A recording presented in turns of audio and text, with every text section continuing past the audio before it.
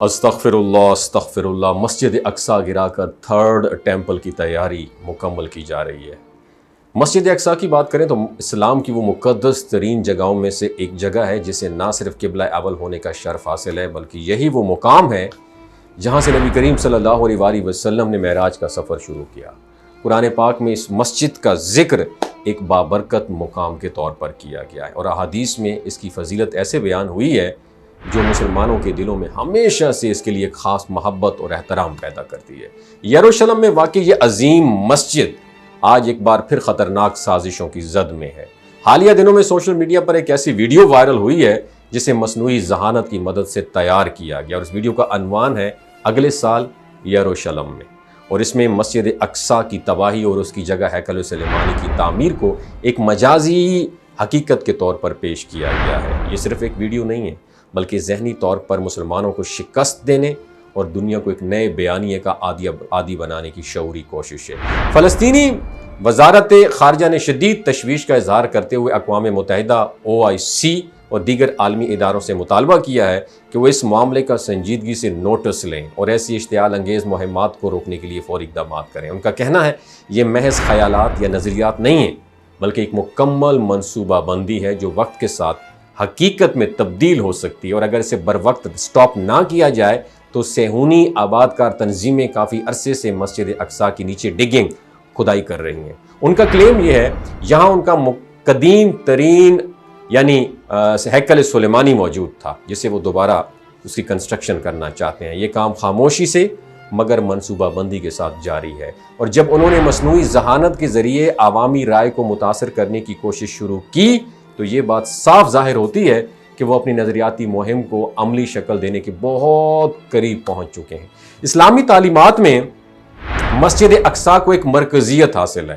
نبی کریم صلی اللہ علیہ وآلہ وسلم نے فرمایا کہ جب تم دیکھو کہ مسجد یعنی بیت المقدس جو ہے اس میں تعمیرات ہو رہی ہیں اور آبادی بڑھ رہی ہے تو سمجھ لو وہ وقت قریب ہے۔ اس طرح ایک اور روایت کے مطابق حضرت امام مہدی علیہ السلام کے ظہور کے بعد وہ یروشلم میں قیادت فرمائیں گے اور حضرت عیسیٰ علیہ السلام بھی وہی نزول فرمائیں گے۔ یہ بھی روایت میں آتا ہے کہ دجال کے فتنے کا آخری معرکہ اسی سرزمین پر ہوگا جہاں مسلمان اور دجال کے فالورز کے درمیان زبردست فائٹ ہوگی۔ بعض روایات کے مطابق دجال شام یا فلسطین کے کسی حصے سے نکلے گا اور مسجد اقصی کے اطراف میں اس کی سب سے بڑی ایکٹیویٹیز پرفارم ہوگی، اور یہی وہ جگہ ہوگی جہاں حضرت عیسیٰ علیہ السلام دجال کو قتل کر دیں گے، اور یہی وہ لمحہ ہوگا جب حق اور باطل کا فیصلہ ہو جائے گا۔ یہودی عقائد کے مطابق جس تھرڈ ٹیمپل کی تعمیر کے منتظر ہیں وہ مسجد اقصی کی جگہ پر ہی قائم کیا جانا ہے۔ ان کا ماننا ہے جب وہ اس ٹیمپل کو مکمل کر لیں گے تب ان کا مسیحا دجال آئے گا، جو در حقیقت دجال ہے۔ مسلمانوں کے نزدیک یہ وہ فتنہ ہے جسے سب سے بڑا فتنہ قرار دیا گیا اور جس سے بچنے کی دعائیں خود نبی کریم صلی اللہ علیہ وآلہ وسلم نے ہمیں سکھائی ہیں۔ اگر آج ہم نے ان کی خاموش کوششوں کو نظر انداز کر دیا تو کل یہ کوششیں ہماری آنکھوں کے سامنے ایک حقیقت بن کر سامنے آ سکتی ہیں، اور تب افسوس کا کک بھی فائدہ نہیں ہوگا۔ یہ وقت ہے شعور بیدار کرنے کا، اپنے لوگوں کو آگاہ کرنے کا، اپنی نسلوں کو مسجد اقصی کی اصل حیثیت سے روشناس کروانے کا۔ ہمیں چاہیے ہم صرف رد عمل نہ دکھائیں بلکہ مؤثر اقدامات کریں، عملی، سفارتی اور ابلاغی سطح پر۔ ہمیں چاہیے ہم اس پیغام کو عام کریں، اور مسجد اقصی صرف فلسطین کا مسئلہ نہیں ہے، یہ پوری امت مسلمہ کی ذمہ داری ہے، اور مسجد اقصی کا دفاع محض ایک عمارت کی حفاظت نہیں بلکہ ایک نظریے، ایک عقیدے اور ایک روحانی رشتے کا تحفظ ہے۔ اس کے ساتھ ساتھ ہماری تاریخ بھی جڑی ہے، اس سے ہمارا مستقبل بھی وابستہ ہے۔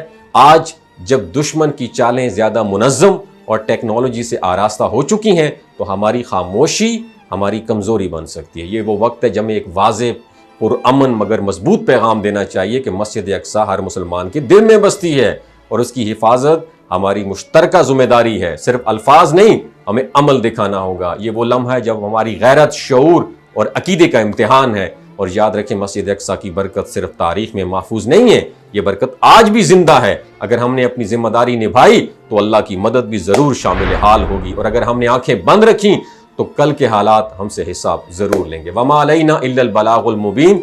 پاکستان زندہ باد، اسلام زندہ باد، پاک فوج زندہ باد۔ یہ جو گلگت بلتستان کے لوگ ہوتے ہیں نا، ان کی ایوریج عمر 90 سال سے بھی زیادہ ہوتی ہے۔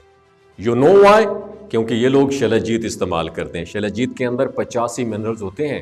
اگر آپ چیزوں کو جلدی بھول جاتے ہیں، مردانہ کمزوری محسوس کرتے ہیں، اولاد جیسی نعمت سے محروم ہیں، اور آپ سپرم کاؤنٹ آپ کے کم ہیں، ٹیسٹوسٹیرون ہارمون امبیلنس ہے، آپ سدا بہار جوان نظر آنا چاہتے ہیں، خون کی کمی کو دور کرنا چاہتے ہیں، ہڈیوں جوڑوں کے دردوں سے نجات حاصل کرنا چاہتے ہیں، موٹاپا کم کرنا چاہتے ہیں، تو ڈاکٹر اسد محمود کی پیور اینڈ نیچرل شلجیت ضرور استعمال کریں.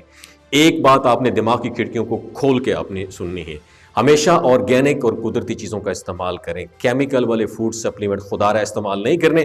اگر آپ ڈاکٹر اسد محمود کی پیور اینڈ نیچرل شلجیت کو آرڈر کرنا چاہتے ہیں، نیچے دیے گئے نمبر پر واٹس ایپ کریں.